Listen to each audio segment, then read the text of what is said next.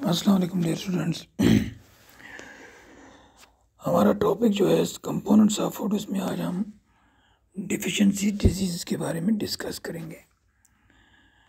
A person may be getting enough food to eat, but sometimes the food may not contain a particular nutrient. If this continues over a long period of life, over a long period of time, the person may suffer from its deficiency. Deficiency of one or more nutrients can cause diseases or disorders in our body. Diseases that occur due to lack of nutrients over a long period are called deficiency diseases. यानी एक शख्स अगर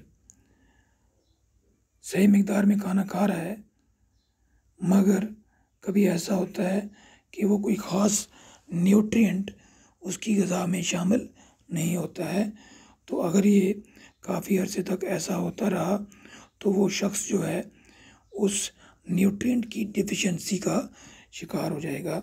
और उसकी वजह से क्या होगा, उसकी वजह से उस शख्स में कोई ख़ास किस्म की जो है बीमारी पैदा हो जाएगी। यानी ऐसी बीमारी जो एक या एक से ज़्यादा न्यूट्रिएंट्स की कमी से हमारे जिस्म में पैदा हो जाए, ऐसी बीमारी को डिफिशिएंसी डिजीज़ कहते हैं। और अगर एक शख्स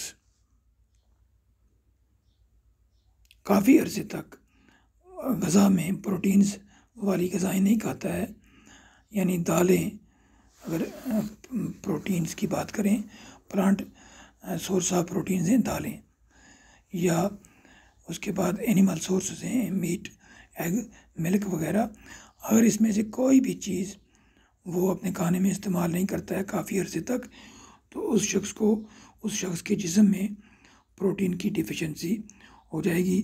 और उससे क्या होगा, उसकी ग्रोथ जो है वो बहुत कम होगी, उसकी फेस जो है उस पर स्वेलिंग आ जाएगी, और उसके जो बाल हैं वो बिल्कुल डिस्कलरेशन हो जाएगी, उनकी रंग जो है उनका वो ख़राब हो जाएगा। उसके अलावा उसकी स्किन में कुछ डिजीज़ निकल आएंगी और उसको डायरिया हो जाएगा।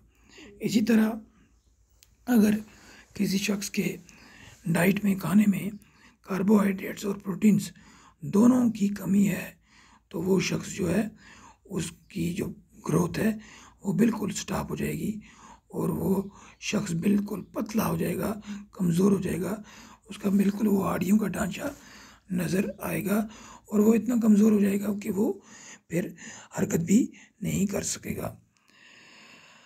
अब इसी तरह जो विटामिन्स हैं और मिनरल्स हैं, उनकी डिफिशिएंसी से, यानी अगर जैसे हमारी ग़िज़ा में उनकी कमी हो जाती है, काफ़ी अर्से तक हम ऐसी ग़िज़ाएँ नहीं खाते हैं जिनमें विटामिन्स और मिनरल्स होते हैं, तो उनकी कमी से हमारे जिस्म में बहुत सारी बीमारियां पैदा हो सकती हैं, और वो टेबल 2.3 में दी गई हैं।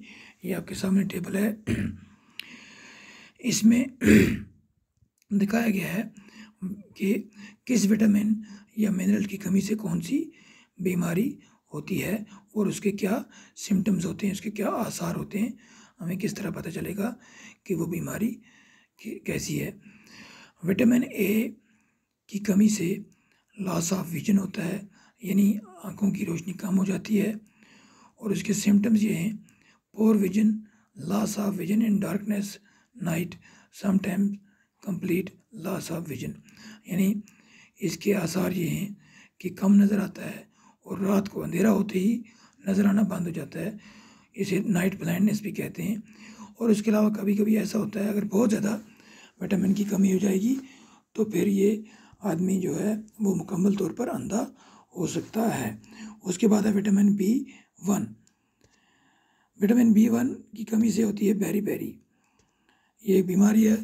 उसमें क्या होता है, मसल्स जो हैं वो कमज़ोर हो जाते हैं और काम करने के लिए एनर्जी नहीं मिलती, यानी इंसान लागरपन जैसा हो जाता है। उसके बाद है विटामिन सी। विटामिन सी की कमी से एक बीमारी होती है एक डिफिशियंसी डिजीज़ है जिसका नाम है स्कर्वी।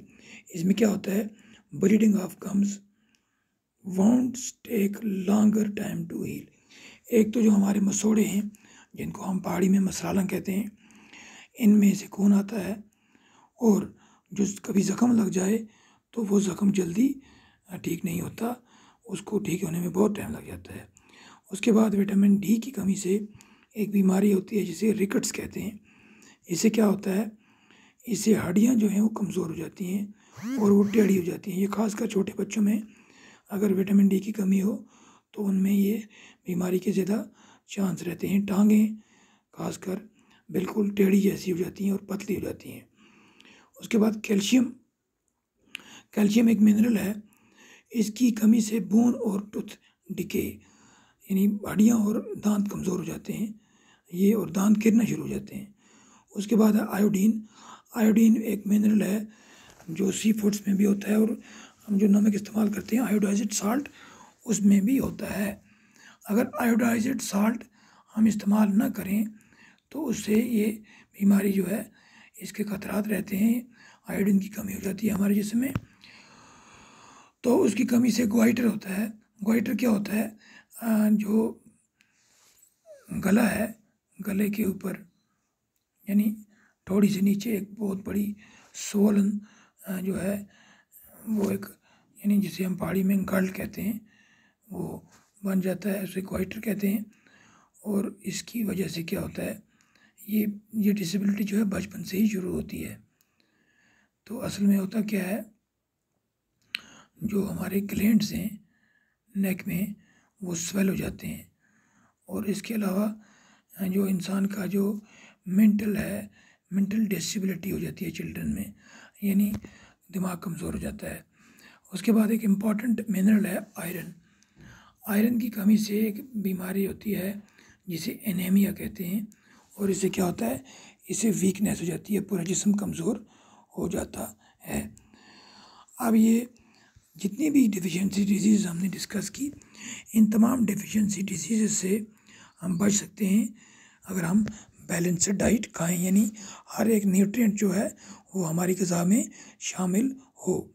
तो इस चैप्टर में हमने जो है मुख्तलिफ़ रीजन्स जो हैं उनमें मुख्तलिफ़ फूड की वैरायटी हैं उनके बारे में पढ़ा, और उनके डिस्ट्रीब्यूशन के बारे में पढ़ा, और हमने ये पढ़ा कि हमारे जो खाने हैं उनमें जो है बैलेंस्ड डाइट होना चाहिए, और जितने भी न्यूट्रिएंट्स हमें ज़रूरत हैं वो सब हमारे खाने में शामिल होने चाहिए। इसके अलावा हमने जो डिफरेंट न्यूट्रिएंट्स हैं उनके जो सोर्सेज हैं, चाहे पल्सेस हों, ग्रेन्स हों, वेजिटेबल्स हों, फ्रूट्स हों या एनिमल फूड्स हों, मीट, एग, मिल्क और मिल्क प्रोडक्ट्स वगैरह, ये सब जो हैं हमारे लिए ज़रूरी हैं। ये सब हमें अपने खाने में शामिल करने चाहिए ताकि हमारा जो खाना है वो हमें हर किस्म के न्यूट्रिएंट्स मुहैया कर सके, और हमारा जिस्म सेहतमंद रहे, चुस्त रहे और तवाना रहे, और हमें हमारे जिस्म की अच्छी तरह ग्रोथ हो और डेवलपमेंट हो, और हमारी हर तरह से ग्रोथ हो सके। तो ये था हमारा जो चैप्टर ख़त्म हो गया, कंपोनेंट्स ऑफ फूड। अब नेक्स्ट क्लास में हम दूसरा चैप्टर शुरू करेंगे।